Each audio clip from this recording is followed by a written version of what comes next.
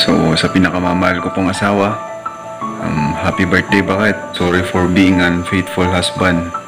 Alam kong napakarami kong nagawang mali sa'yo sa relasyon natin bilang mag-asawa. Pero God knows how much I love you. Kahit na nagloko ako, alam ng Diyos na ni minsan hindi ko inisip na iwan ka ng anak natin. So, happy birthday. Wish you all the best. Wish you good health. May you have more birthdays to come.